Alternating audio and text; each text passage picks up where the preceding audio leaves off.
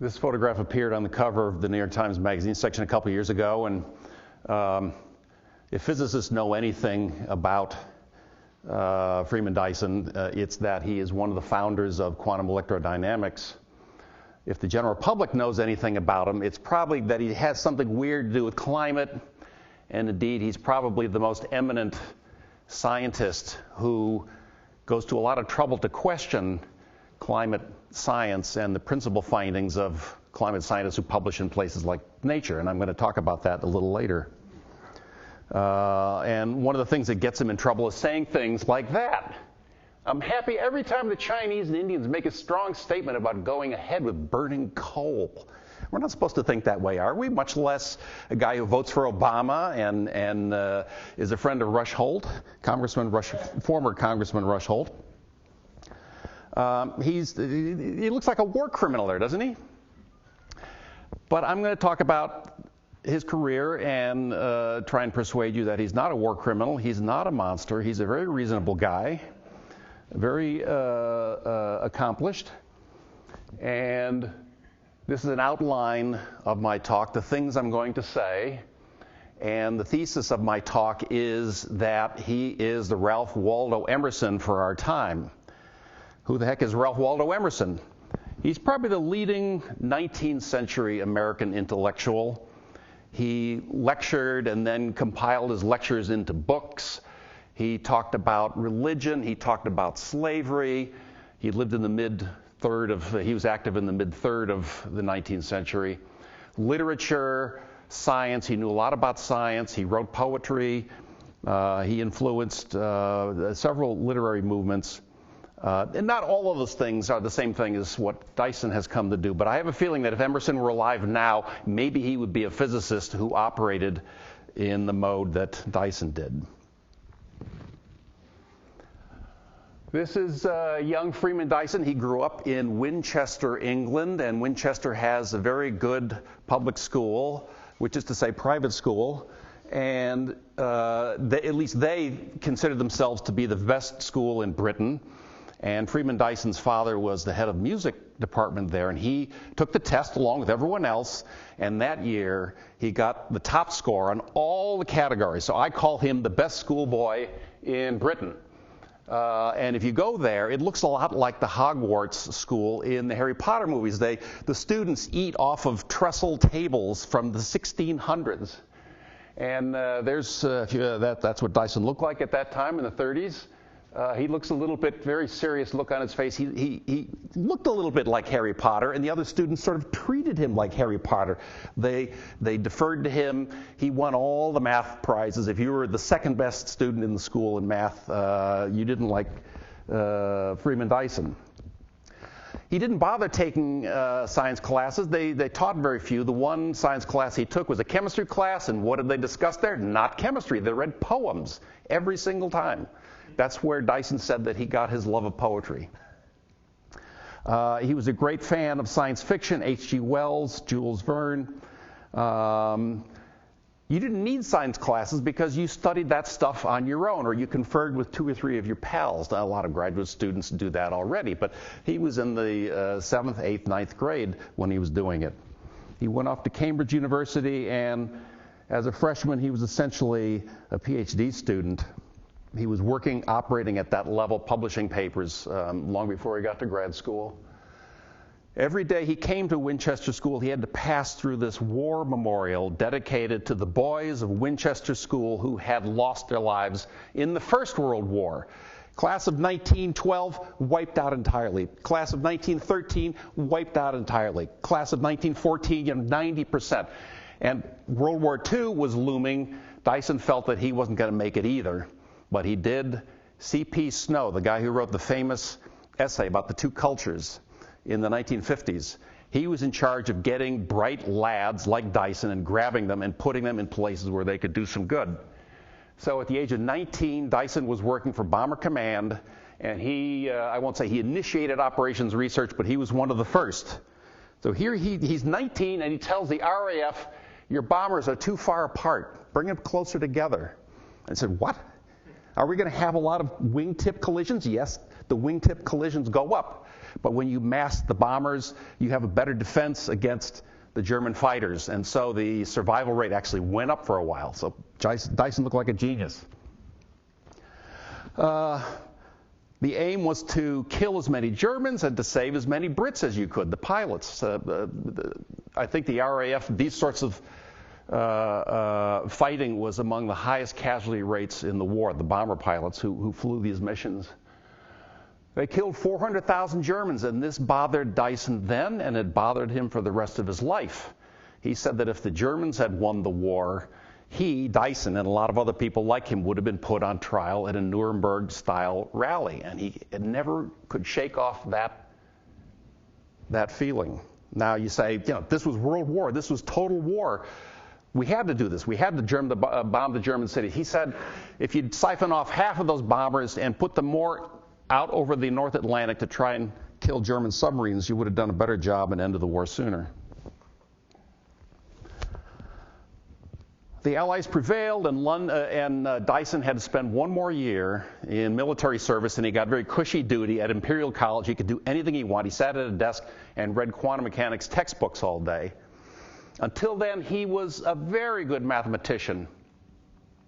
And he was looking forward to being a mathematician, but he got the physics bug. Maybe many of you in this audience got that bug at some point. For me, it was senior year in high school. Something catches fire in your head, and he had to do physics. But he was reading other things as well, and I'm going to circle back to this later in the talk. William James, the American philosopher and psychologist, the brother of novelist Henry James, was a big influence on Dyson. Dyson's favorite poet was William Blake, the visionary poet. I'll come back to him also. Olaf Stapledon is a writer of science fiction from the 1930s. Not many people know about, even people who read science fiction don't know about Stapledon, but he was very popular in the 30s. I tried reading him. I find him unreadable because there are no characters. It's just things happen in universe after universe, and the universe branches. It's sort of an early version of the many worlds theory. So Dyson knew he had to go into physics, and there weren't enough interesting people in Britain for him to talk about, even though people like Dirac was still alive. And his first choice was to go to Moscow and study with Kapitsa or Lev Landau, but it was impossible to get a visa. Nobody came into the Soviet Union in those years. And he spoke to a few people who told him the place to go if you want action is America, and how about going to Cornell with Hans Bethe, and that's what Dyson did. Let me just spend a moment to talk about what was happening in physics then. The biggest pre-World War II physics meeting was the 1927 Solvay conference, where the big issue was quantum weirdness, Niels Bohr versus Albert Einstein. Then in the 30s, quantum mechanics was still quite useful, was evolving, but some cracks started to show in the theory. Had to do with the way the electron interacts with the electromagnetic field. And so a meeting was convened way out on the end of Long Island in 1947. Some of the top people in the world who weren't trapped in Europe or Japan at the time were there. A who's who of scientists. There's Oppenheimer. There's Feynman with the socks. All these heavyweight theorists, the most important man at this meeting was that guy, an experimentalist, Willis Lamb. He had spent the war years shooting radar waves at German fighters, and now what he was doing was shooting microwaves into hydrogen atoms, and he measured a slight shift, or he measured this shift to high accuracy. It's a shift because of the weird stuff that's happening in vacuum. It's a shift we now call the Lamb shift, of course. And everybody knew that we had to renormalize this interaction, the electromagnetic interaction, electrons and the electromagnetic field, and the struggle was on to find the right theory. Here's a follow-up to the Shelter Island meeting a year later in Pennsylvania. It was basically a heavyweight bout, a boxing match between these two men. Richard Feynman, everybody knows Richard Feynman. He came with his unique brand of quantum reality. This is Julian Schwinger, graduated something like 80 physics PhDs at Harvard. A who's who of quantum mechanics in the 50s, 60s, 70s, Glashow, Roy Glauber, and many more. Your roommate, isn't Mr. Sawyer a graduate of, didn't he get his PhD under Schwinger? This building is named after. Walter Cohn is another. I was just looking at the list of Schwinger PhDs. Schwinger thought he had the solution, and he did. And he described this renormalization in somewhat conventional field theory. And he spoke for about 5 hours uninterrupted. You're only going to have to listen to me for 55 or 60 minutes. But they sat through this, and they were just stunned. Then they had lunch, and then poor Feynman stepped in. You don't usually have to say poor Feynman, because he usually wins all his arguments, and he's such a charming fellow. But on that day, he lost. He was the loser of this big battle. It looked as if Schwinger had won the day. And there are two other photographs there. They were people who weren't at the meeting, but should have been.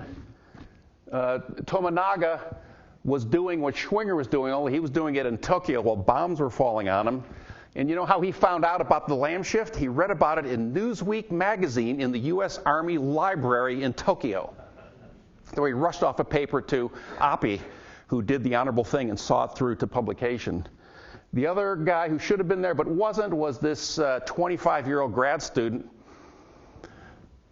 Dyson was a first-year physics grad student, and Beta, after that Shelter Island meeting, had tried to quickly calculate what the lamb shift should be, and he came pretty close, but it was still a ragged theory, and he said to Dyson, here, why don't you make it relativistic? Why don't you clean it up? And in about 1 month, this first-year grad student did that. So Beta thought that this youngster should be at the meeting, and Oppenheimer, who was in charge of the meeting, said, no, we have to keep it high level, so Dyson wasn't there.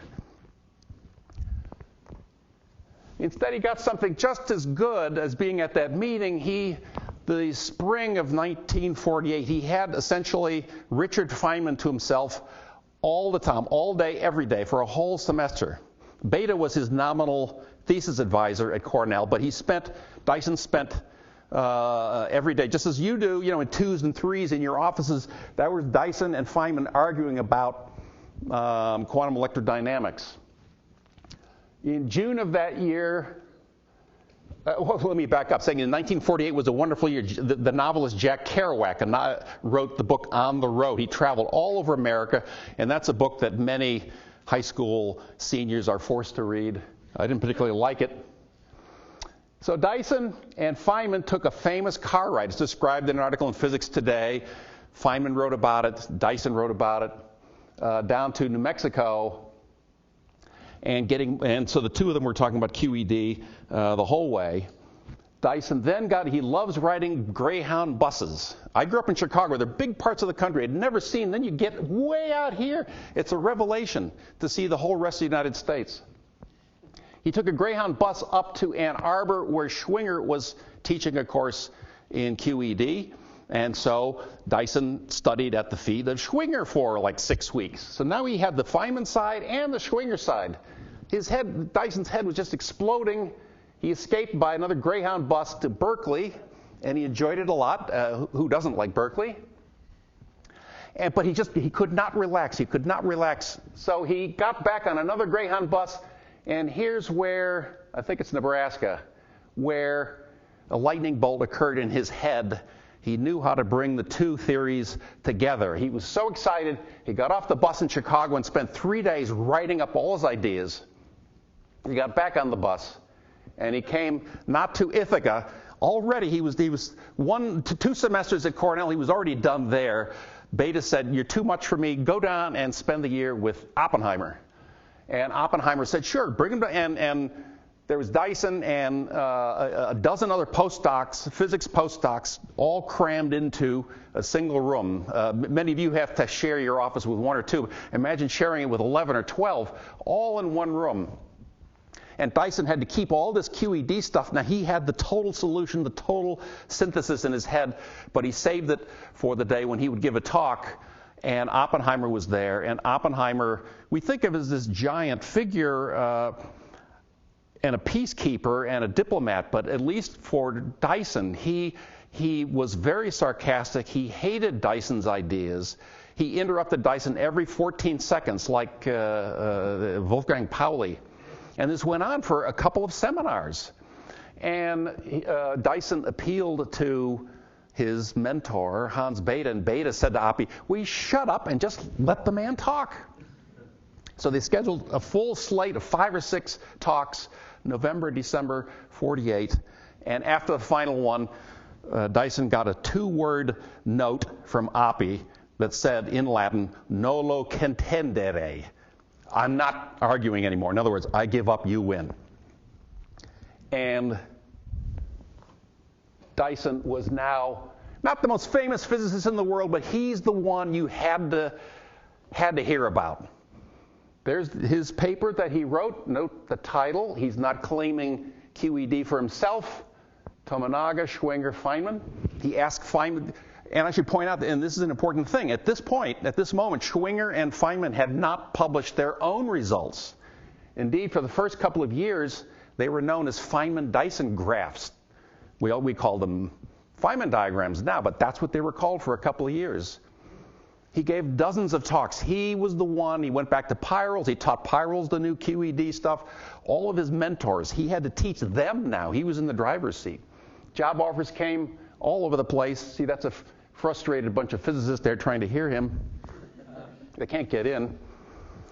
Well, let's stop and just quickly summarize what has happened to Mr. Dyson so far. He spent 2 years at Cambridge, undergraduate, 2 years doing war duty. He spent a kind of a nothing year in London, but at least he made up his mind to do physics rather than math. Spent 1 year getting a master's degree at Cambridge, 1 year at Cornell, 1 year at Institute for Advanced Study. Because he could have stayed in America, but he said he had promised the underwriter of his American studies that he would come back to Britain for at least 2 years, and he did that. He studied for Rudolf Peierls at Birmingham, where Jim Langer got his degree. We were just talking about that. And one little factoid, Dyson and many of his students lived with, many of Peierls' students lived with him. And the previous occupier of the room that Dyson was staying in, who'd been there just a year or two before, was this young German scientist who turned out to be the most famous spy in history, Klaus Fuchs, who gave all the atomic secrets from Los Alamos to the Soviets. Dyson was always very savvy in having interesting summers. He spent the summer of '51 with Wolfgang Pauli. Dyson was just then, one thing that Dyson did that Schwinger and Feynman had not done is to show that every term of the perturbation series expansion for QED is finite. And he wanted to show, though, as a good mathematician, that the whole series converged. And Pauli said, "You're not going to do it." And indeed, Dyson did not do it. He went to Cornell and took over the quantum franchise there. Bethe had always taught this quantum course. Then when young Richard Feynman came along as an assistant professor, he inherited the class. And then when Feynman left to go to Caltech in '51, Dyson got it. So he's got no degree. He's a 1-year graduate student, but he's the new professor of physics at Cornell teaching this class. The very young Shelley Glashow and Steve Weinberg, they were Cornell undergraduates. They tried to take the class but couldn't keep up and had to drop out. He tried to extend this QED method to the strong interactions, and David Gross there knows why. It could explain why that's not going to work. The strong force is too strong.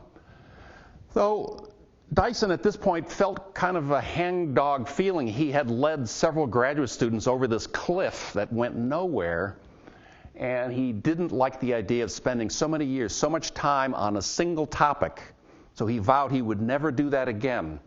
He asked Oppenheimer for a permanent job at the Institute for Advanced Studies, and Oppenheimer was glad to give it to him.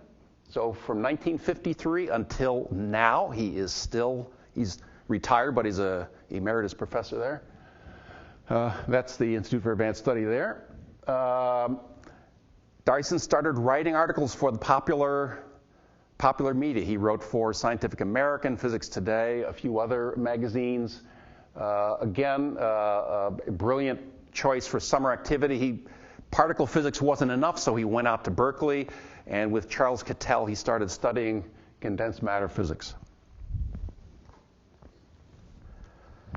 Here's the start of a really fun little venture. He's this theoretical mathematical physicist, but he's going to do engineering.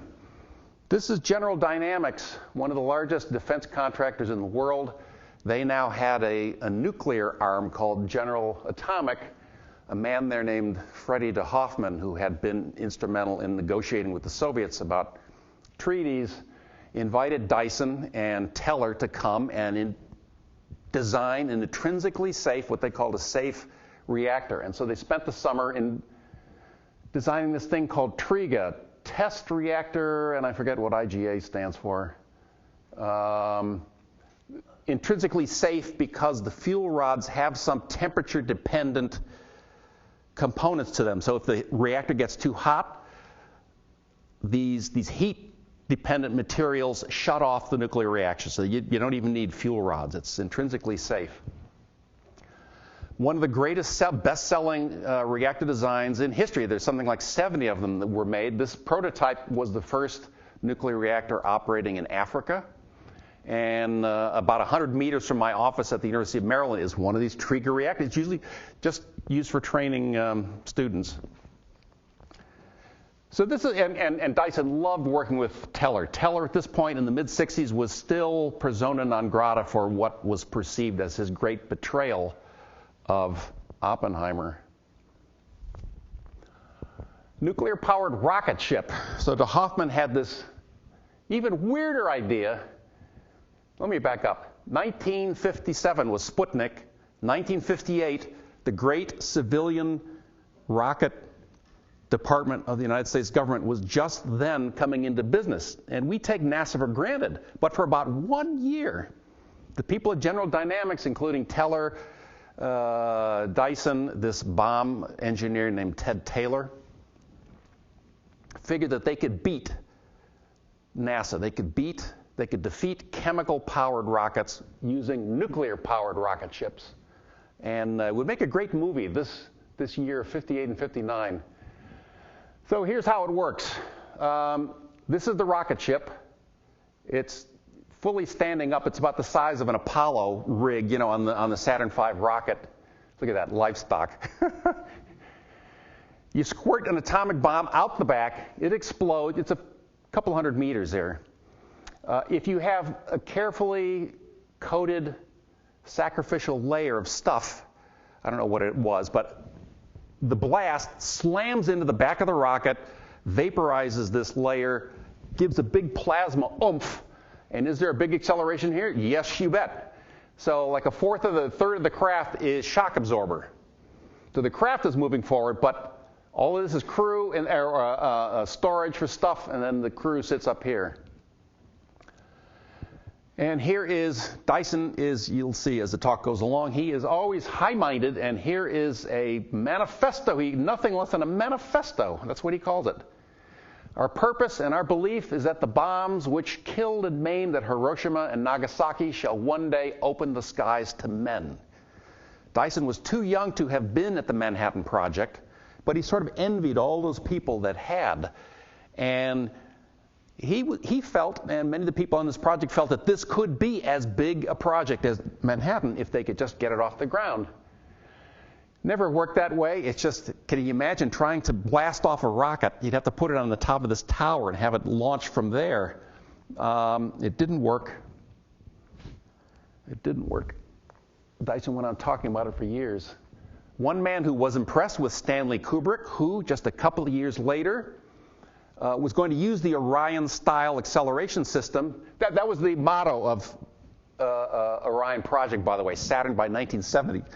Mind-boggling, is it? That they thought that, and yes, you could achieve accelerations that high to get to Saturn in 1970. But there's this little matter of blowing off atomic bombs, at Earth level and then blasting out of the atmosphere. Kubrick eventually abandoned the idea of the Orion principle, but one thing he did do was to interview Dyson and 4 or 5 other notable scientists like Margaret Mead, Isaac Asimov about what they think space travel should be or could be, and these interviews were going to be part of the movie. So Dyson was nearly an actor in the movie Space Odyssey, 2001, and Kubrick sensibly chopped all those bits out. So the movie's just the movie. Let me just spend 30 seconds talking about Dyson, the family man. He married Verena Huber, a brilliant mathematician. He met her at the Institute for Advanced Study.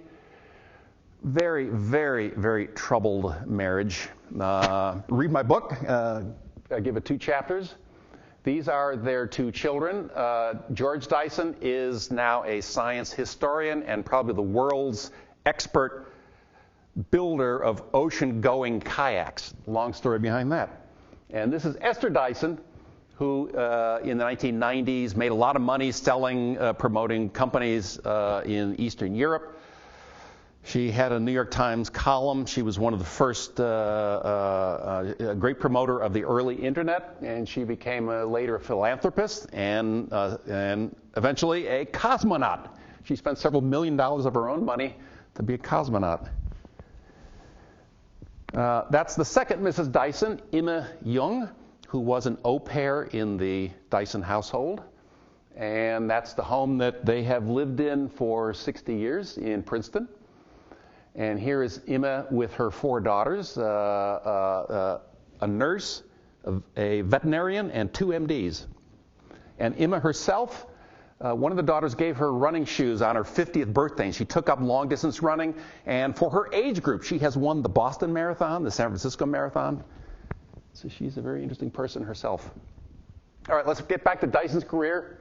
In 1958, Philip Morrison, who was then at Cornell still, before he went to MIT, published a paper talking about how we could look for faraway alien civilizations by monitoring their radio signals. You know, we here on Earth, we send out I Love Lucy, right? Those are traveling out for years and years into, for decades now, into the galaxy. And Dyson said, well, you know, these alien civilizations, maybe they don't want us to know that they're broadcasting their own version of I Love Lucy, and they would disguise their cultural attributes. But one thing these cultures couldn't do would be to disguise their heat emissions. You can't hide the heat. The heat's going to get out somewhere. So a better thing to do would be to look in the infrared. And we have looked in these. So the Dyson paper and the Morrison paper are, I would argue, 2 of the foundation arguments in the serious scientific effort to search for extraterrestrial intelligence. And as part of that paper, he said, well, what would this heat look like? And he imagined that really advanced civilization could take Jupiter and take it apart and reassemble those parts in bands, maybe at the radius of the Earth's orbit around the sun. And that would act as a platform where people could live and where you could soak up more and more of the solar radiation. An idea that spawned dozens of novels and short stories. 1962, this is the time of one of the most dangerous moments in world history, the Cuban Missile Crisis, October 1992, a standoff in Cuba, which was, disaster was averted, but it hastened the Americans and the Soviets and the Brits to find some way of controlling, limiting nuclear testing. The testing itself was nasty. In 1963, something like, they estimate 1,000 people per year were dying from the residual radiation that came down. Dyson himself was against the test ban treaty at first because his buddy Edward Teller and he liked promulgating the use of nuclear bombs for peaceful testing. They're drilling a harbor there the easy way by blowing up Santa Barbara, the Goleta Beach there to make a harbor. But Dyson graphed strontium here. This is in various milk sheds, as they're called, milk areas of California. Here's the strontium. You can see how in '63 it was reaching a climax. And the Soviets didn't want on-site inspections. The Americans didn't want to give up this peaceful use. And Dyson helped to maneuver the negotiators into coming to the final wording, and a treaty was struck, which is held to this day. No open-air testing since. I'm going to talk about Jasons just for a moment. Jason is a private collection of scientists, self-appointed scientists. New Jasons are appointed by current members of Jason. In the 1960s, when it began, it was maybe 30 or 40. They were all men. They were all physicists, some of them very prestigious. And the way things worked in the spring, the government would meet with the Jasons and say, we want you to study submarine noise. They would give them an assignment, go out and come back. They would go to La Jolla or something like that for 6 weeks, study the matter, write a report, and hand it over to the Pentagon. The Pentagon said, thank you. They never said whether they used the report or not, but that's the way Jason operated. And Dyson was a member since the early 1960s. I'm going to talk about just two subjects, two things that he said was maybe his best contribution to Jason, the study, the founding of what later was called adaptive optics. You look up at the sky at a twinkling star, and atmospheric turbulence messes up your view of that galaxy or that distant object. If we could somehow flex the mirror on a basis, and I forget how often nowadays the flexing occurs, several times a second, few hundred times a second.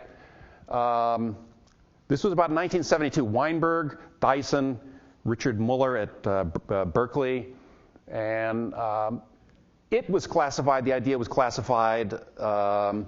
Even more classified was the way a thing called laser guide star. Will Happer at Princeton, I think, had the idea. You shine a laser up and you tickle the sodium layer that's, 200 miles up, and it shines back down. And from that, you can determine what's happening to the thermal cells in the atmosphere overhead. And you use, that's what you feed into your computer to actuate the mirrors, and you get a much better, a much clearer view. Just as the commercial power industry, nuclear power industry, was spawned by the need, the Navy wanted reactors to stick at the back end of their submarines. The Air Force drove the development of adaptive optics. The Air Force wanted to shoot down upcoming missiles from the Soviet Union, and they wanted a really clear way of getting at them. The other topic, Vietnam, very painful subject. Nowadays, you open your daily paper and the map you see is of Syria or Afghanistan. In the 1960s and early 70s, this was the place that caused the most pain. Vietnam, America had 500,000 soldiers over there. That springtime meeting where the Pentagon meets with the Jason members to tell them what they would like, they were at this meeting, and a United States general standing there. Maybe he had a drink in his hand, but apropos of what to do with the communist soldiers infiltrating down the Ho Chi Minh Trail, he said, why don't we throw in some nukes? Sounds casual, and Dyson was standing there, Steven Weinberg was standing there. They conferred, and they said, was he serious? And they concluded he was, and that they better write a report. So the government had not asked for a Jason report about tactical nuclear weapons in Vietnam, but they wrote one anyway. For decades, they didn't know who this general was, but we now know that it was Maxwell Taylor, who had been the chairman of the Joint Chiefs of Staff in the mid-'60s, up until 65, 66. They decided, writing this report, to say nothing about the morality of dropping tactical nuclear weapons in these hamlets and burning down hillsides and mountain passes. In the end, what they think was the most important suggestion was that it's hard to spot these Viet Cong infiltrators, but American soldiers, they were really easy to spot in Vietnam. They would sit 30 or 40,000 times at a fortified place in the jungle, and either tunneling or we were all too knowledgeable about how suicide bombers work nowadays. You pull a truck up and you ignite a tactical nuclear weapon and you kill 30,000 Marines at a time. We have no way of knowing. Dyson does not claim that this report kept tactical nuclear weapons out of Vietnam, but I think it was pretty important. here's stuff he just did on the side. These are 5 things that each one of which probably would have made a pretty good career for any physicist. He introduced, the man says so himself, field theory into condensed matter physics. This was a study of ferromagnets, starting with Charlie Cattell. Random matrices that are used in nuclear physics to describe energy, the shuffling of energy levels, in condensed matter physics. In number theory, the Riemann zeta function has something, the random matrices are important there. Why is this table hard? He proved it mathematically in a really cumbersome proof. There were a couple of Princeton mathematicians who did a much better job only a few years later, but he and his co-author were the first ones there.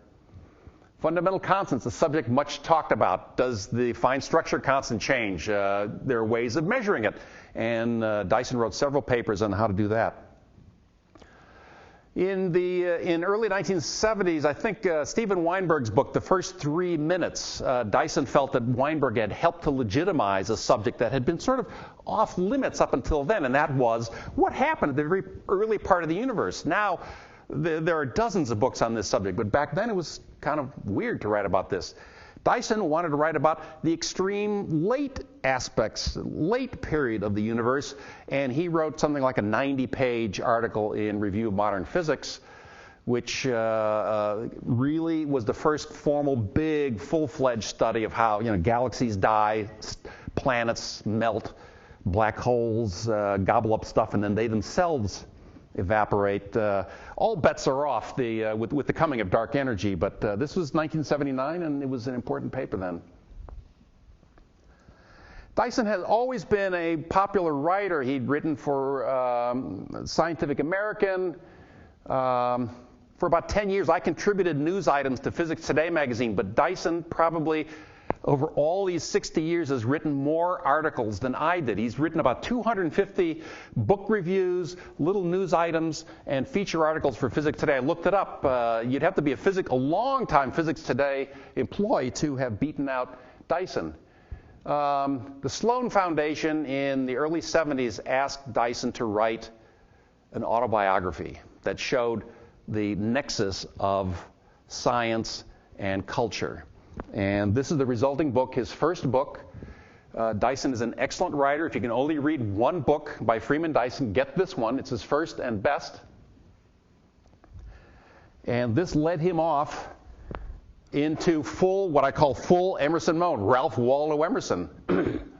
My message is the unbounded prodigality of the life and the consequent unboundedness of human destiny. As a working hypothesis to explain the riddle of our existence, I propose that our universe is the most interesting of all possible universes, and our fate as human beings is to make it so. This nowadays goes by the name of anthropic principle, and some of us in this room might squirm a little bit. It's the most interesting of universes. Voltaire wrote a famous a novel, and Dr. Pangloss was the hero of that. And Pangloss thought that we lived in the greatest of all possible universes. Anything that happens, it happens because God wanted it to happen, and most of us don't want to think that way. But the more important point here is that human beings, Dyson doesn't say that human beings were meant to happen, or that they're conceivably the only intelligent species, but here we are, and we've got things like the KITP, and we've got these telescopes, and here's the whole rest of the solar system, and human beings have some interesting, maybe privileged role in that mix. His chief bully pulpit for stating his views these last 25 years is what I think is the finest literary magazine in the country, maybe the world, the New York Review of Books. There's Dyson writing a review of a book about Oppenheimer. And this will also, the rest of my talk is going to be about Dyson the heretic. And by heretic, I mean he goes against the grain. And, we're all supposed to do that, aren't we? We usually say that you're supposed to take risks in your research. That's fine to say to young scientists, be risky. No, you have to get tenure first, then maybe you can be risky. Dyson has tenure. And I'm going to talk about the rest of my talk will be about his troublesome views on, heretical views on certain topics. Let's start with Dyson, the biologist. He spent a few semesters, sometimes in the summer, at UC San Diego, and he wrote a whole book. He came up with this idea that was so interesting to him that he wrote a book about it. Nowadays, most biologists would say, what came first, and it's DNA or it's RNA, and then RNA makes the proteins, and then somewhere about third place along comes DNA. DNA came a little farther down. Dyson said, no, even RNA was too early, that the early conditions for life on Earth were just too chaotic, and that RNA replication would have been so sloppy that you may as well not call it genetic at all. And so what was it? The early life forms, he thought, were just like a rag bag of chemicals. Nowadays, he believes, and this is not so controversial, that we live in a post-Darwin age, that the evolution of the human species, of the human brain, in a biological sense, isn't as important as culture in general. And I will come back to that point later. And just as a sideline, Dyson and Lawrence Krauss had a long-running battle about whether life could persist indefinitely in an expanding universe. And it went back and forth in the pages of Physics Today and Scientific American. And then along came the accelerating expansion of the universe, and now Dyson has sort of tossed in the towel. Nolo contendere.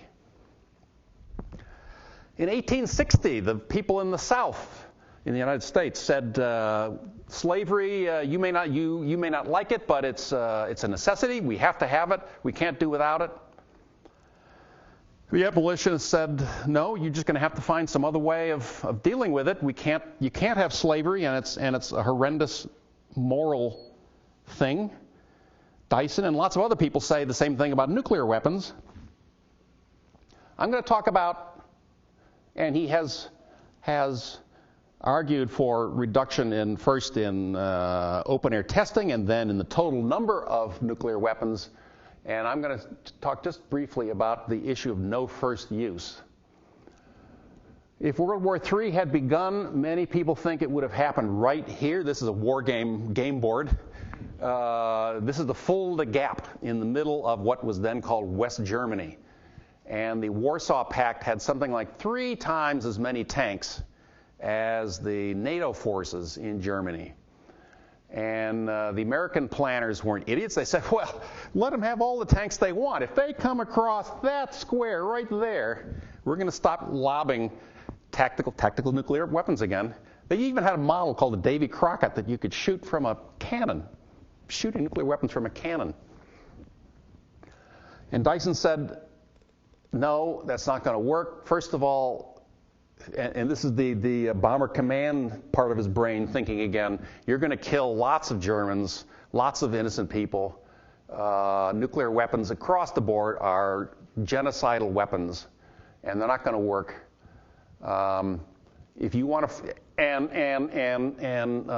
he's not against all nuclear weapons, but what he said was we have to subscribe to a no first use. We won't be the first to use nuclear weapons.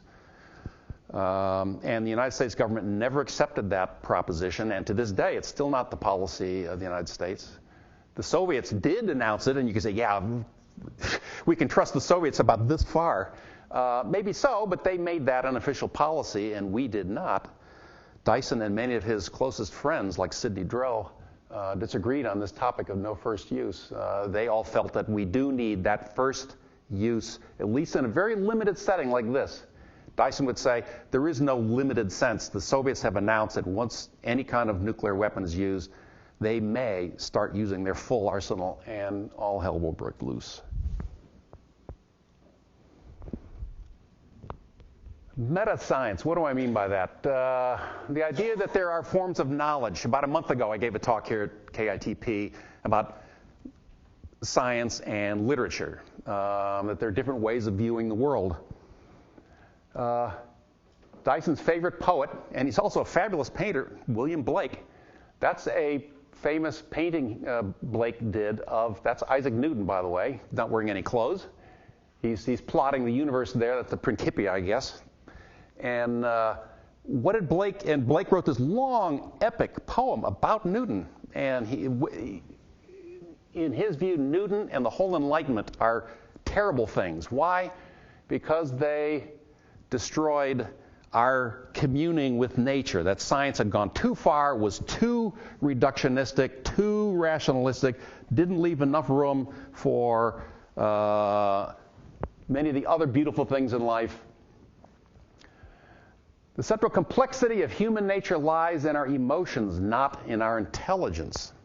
So Dyson went around arguing, and Dyson is basically an atheist, but he said, give religion a chance. So you can imagine how Dyson and somebody like Richard Dawkins are going at it all the time, and his buddy and Dyson's buddy Lawrence Krauss, the new atheists as they're called. So it's sympathetic writings like that won Dyson the $1 million Templeton Prize, and that's him getting the award from Prince Philip. We could talk about the Templeton Foundation, but I don't want to do that right now. All right, so here's the thing. Here's the showcase event, the cover of the New York Times Magazine. What are Dyson's views on climate? First, I will say that he does not deny that CO2 is increasing in the atmosphere. He does not deny that those big increases are mostly human-inspired. He does not deny that bad things are going to happen. You know, the acidification of the ocean or the melting of the ice caps.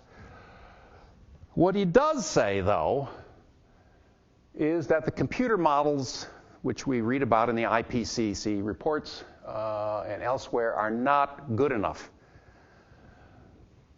He says, along with the bad things come some good things. Now, you'd like to ask, well, Mr. Dyson, do you really think the Sahara is going to be the new California Central Valley? You can't predict that, any better than you can predict the melting of the ice caps. He says England, from top to bottom, Great Britain, is entirely paved over. There are hardly any native species there anymore. And England's a pretty good place to live, isn't it? So humans intervening in the ecosphere. And he says, if you really want to spend a lot of money, there are a lot of other things that need doing, that need addressing. And who could argue with this?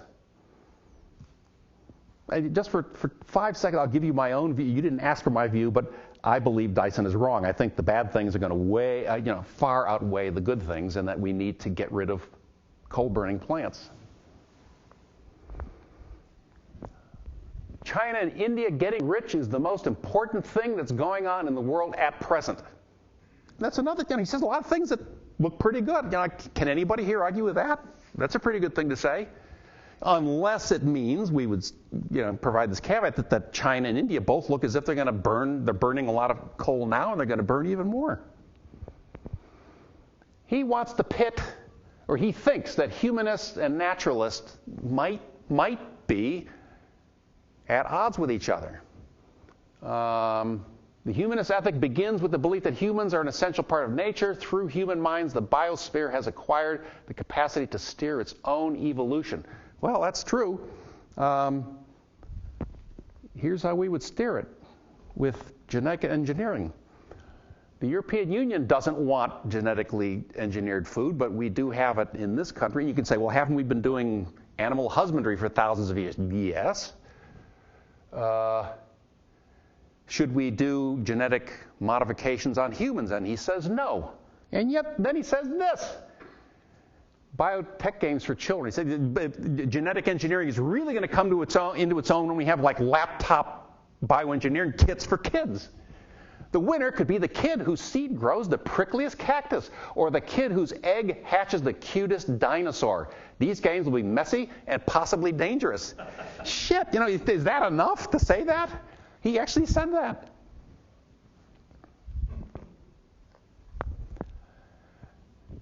All of this, yes, it's got to be messy.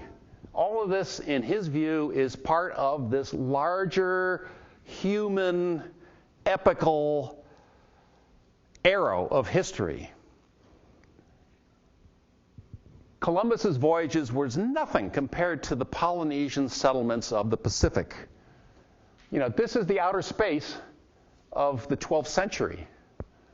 It takes 80 years to get from there to there. It takes 5,000 years to get from there to there, and another 1,000 to get to there. He thinks, and you can't argue with him, but he at least takes the time to talk about where the human species is going. And where is it going? It's probably going to get itself into space somehow, sometime. We've all seen beautiful pictures of Saturn from Earth. This is a picture of Earth from Saturn. That's Earth. Isn't that a lovely picture? So here, on the previous slide, he said he doesn't want to genetically engineer humans, but here he says, yeah, either we should do it or we're going to be doing it. First, adapt Earth to human needs. That's what I meant by terraforming the Earth. Isn't the Earth already terra? Well, not terra enough. We're going to go on modifying it. Then we adapt humans to space. Low pressure, temperature, gravity. In the short run, space travel, he says, is a joke. There is his daughter Esther in the Vomit Comet. She never did fly that cosmonaut. She paid like $5 million, but just as a backup cosmonaut, she didn't actually fly. This is a computer game. It used to be called Dyson, growing what are called Dyson trees. He thinks that comets are a far better place for human habitation than planets because the gravity is so much less. There's practically no gravity around a comet, but lots of water and maybe just enough minerals. And on a 10-mile wide comet, you could grow 100-foot trees. You don't need support for a tree grow 100-foot tree, 100-mile tree in outer space. And the leaves would have to be made from silicon.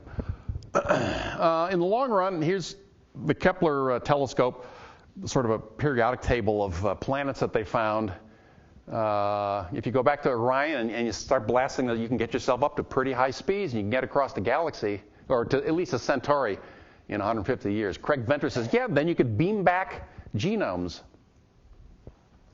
That's very long-term thinking, so long-term that it's hard for any human being, much less a culture, much less the U.S. Congress, to vote big, big money. How can you begin something that big? Of course, when we look back, they found funding for the Apollo program somehow. So here's what may happen if we genetically engineered. Don't you watch the evening news, the violence in the Middle East or the violence at a Donald Trump rally, and you say to yourself, God, sometimes I feel as if there are 2 or 3 species. They're not just Republicans and Democrats. We should live on different planets. Dyson said, yeah, that's going to happen eventually. And so inevitably there are going to be people go to one planet and humans go to another. And like the goldfinches, the finches on the Galapagos Islands, you're going to have non-interbreeding species before long, human species. It may take thousands of years, tens or hundreds of thousands of years for this to happen, but he thinks it will happen. It's already happened.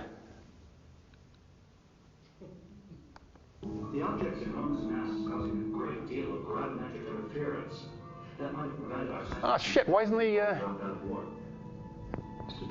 got the audio but not the video. Could this be a Dyson sphere?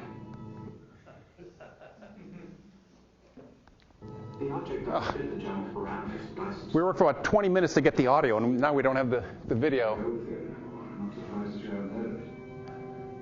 There's a planet-looking thing or a huge globe on the screen that they're all looking at and talking about. Constructed around a star. A star. Have the advantage of harnessing all the radiant energy of that star.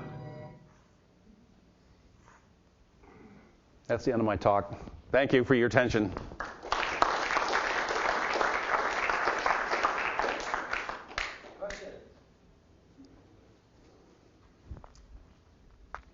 Did Freeman let you interview him for the book? He did not let me interview him for the book. I asked him if I could interview. And frankly, if somebody had come to me and said, could I spend hundreds of your hours of your valuable time in interviewing, I would have said no too. I asked him if he minded me interviewing his family members and his friends, and he said, sure, you got my blessing, go ahead. He did finally read the book, and he loved it, and he wrote a blurb for the paperback edition. So yeah, kind of late now, but better late than never.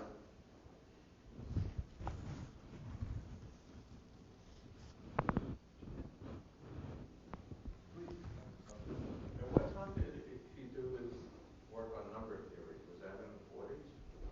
That was as a young man in Cambridge and even at Winchester. And he did conquer a couple of conjectures. He did prove them. And then there was another, I didn't stop to talk about this, and I forget the name of a particular number theory conjecture. And he told himself that if he proved this, he would stay in mathematics. If he couldn't prove it, he would jump over to physics. And he didn't prove it, so he jumped. But there are a bunch of publications. I didn't make a big deal out of his math career in the book because although he seemed to have a lot of promise then, he basically left mathematics at the age of 23. He said many times the subjects that he chose were entirely appropriate to his mathematical ability. And one area, his career as an astronomer, he said, didn't pan out because the problems he tackled just weren't well suited to his mathematical calculating abilities. So.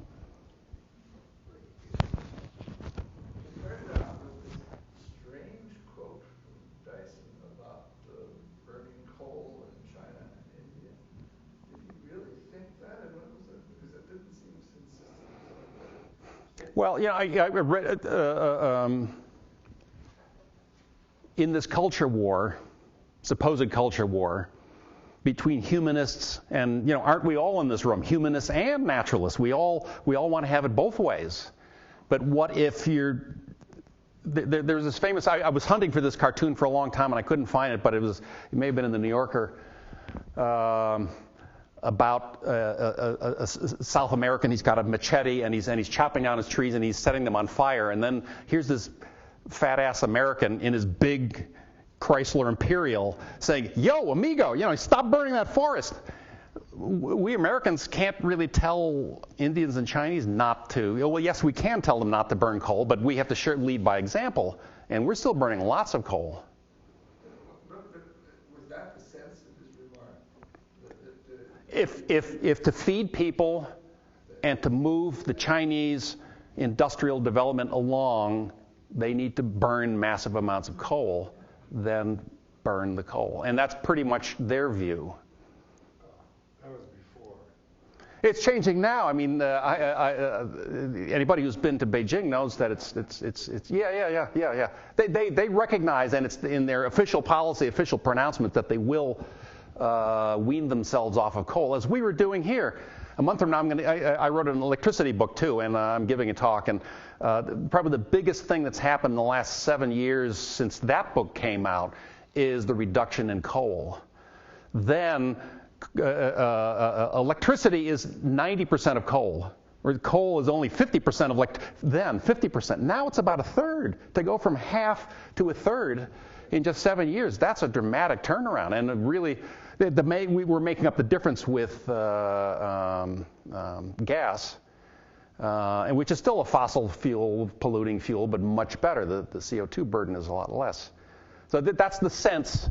That was the humanist, and screw naturalists. If he's on the side of humanists rather than naturalists. And again, he's still doubtful that CO2 is doing as much bad as many people think. I think he's wrong, but. I think you also said he was arguing that the beneficial consequences were as important as the detrimental. Let me add one thing that I forgot to say at that time, that, again, a great summer job that Dyson had for 3 or 4 years running in the early 70s. He spent with Jack Gibbons at Oak Ridge National Lab. And what were they doing? Computer modeling. So Dyson isn't just this doddering fool who knows nothing about computer modeling. He was one of the first computer modelers. And even then, you read his minority view, and Jason did a study too. And again, Dyson had the minority view to the effect that CO2 is not as bad as you think. Vegetables thrive on CO2. Studies have been made. If you double the amount of CO2, over a cornfield, is the harvest going to be twice as much? And the answer is no, it's not. How old is Dyson? He will be 93 in December, and he's spending the semester down at UCS San Diego. And then we'll probably show up at Jason again when they start up. So he's still pretty active. I talk to him once or twice a year. Lance, apparently Dyson and Feynman drew the diagrams a little bit different way. Like Dyson, I think, drew them more with a uniform tension, or did I have it backwards? Anyway, I don't know if you encountered that at all. I don't know enough about it. There's I think his name is David Kaiser at MIT, wrote a book just about how Feynman diagrams came into the world and how they moved around, almost like a virus. It spread to the different countries, and its first appearance in Africa, its first appearance in South America. It's very interesting.